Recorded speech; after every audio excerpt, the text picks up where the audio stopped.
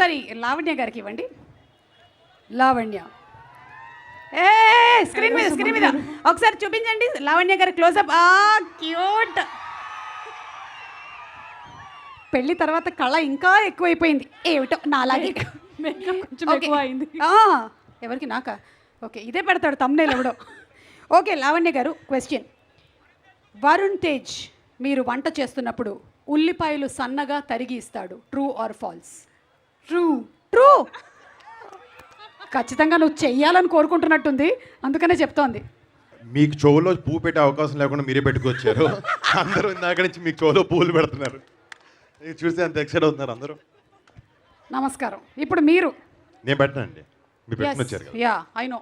Please మన మధ్యలో ఉండేటువంటి బాండ్ అలాంటిది. ఫస్ట్ సినిమా నుంచి నేను హోస్టింగ్ చేస్తున్నాను. లావణ్య సాంబార్ బాగా వండుతుంది, true or false? True true true true. బాగుంటుందండి. అవునా? ఎలా చేస్తుంది సాంబార్ ఒకసారి కనుక్కుందాం. చెప్పాలా ఇప్పుడు? ఇప్పుడు ఎలా చెప్తే లాగ్ ఎక్కువ వద్దని చెప్పి నీకు రెసిపీ నేను వాట్సాప్ చేస్తాను. డన్ అండి, మేము నమ్ముతున్నాము. Okay, so true or false game అయిపోయింది. ఇప్పుడు ఈ సినిమాలో ప్రామిస్ అనేది ఒకటి చాలా ఇంపార్టెంట్ అని విన్నాను. మీరు లావణ్యను పెళ్లి చేసుకునేటప్పుడు ఇచ్చుకున్నటువంటి ప్రామిసెస్లో ఏదైనా ఒకటి పబ్లిక్లో చెప్పగలిగింది ఉంటే దయచేసి ఈ ఫ్లవర్స్లా కాకుండా చెప్పరా? అంటే నిలబెట్టుకున్న ప్రామిసా? అది వెరీ గుడ్ వెరీ గుడ్. మీరు నిలబెట్టుకున్న ప్రామిస్ ఏంటి, మీరు నిలబెట్టుకోని ప్రామిస్ ఏంటో ఆవిడ చెప్తుంది.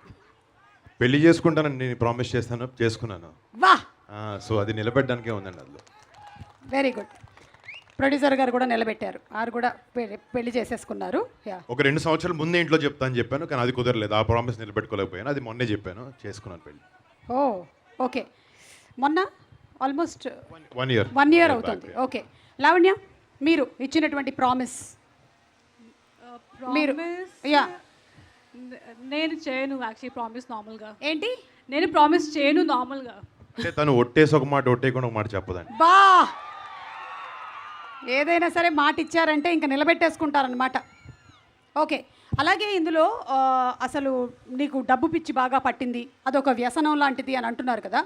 Anything that you want to have a balance in your life, మీ జీవితంలో ఇది నేను అసలు వద్దు, నేను వదులుకోవాలనుకుంటున్నాను అనేది ఏమైనా ఉందా?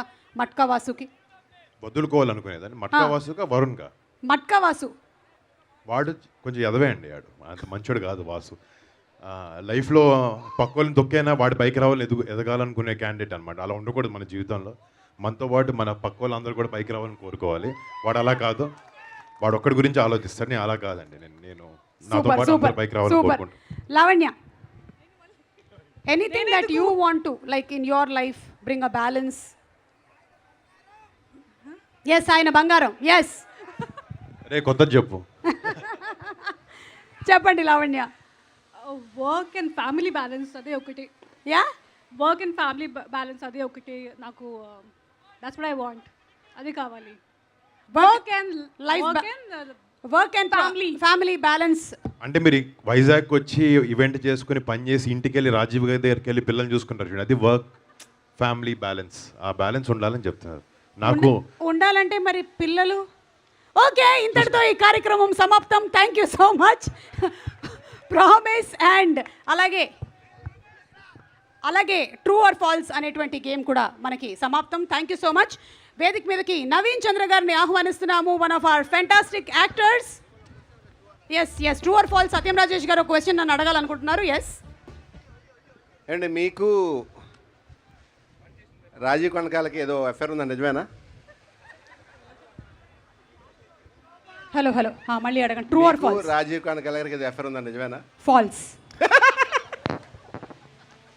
It is an extra marital affair. Okay, so Naveen Chandra గారిని వేదిక మీదకి రావాల్సిందిగా రిక్వెస్ట్ చేస్తున్నాము. నవీన్ గారు to please come on stage.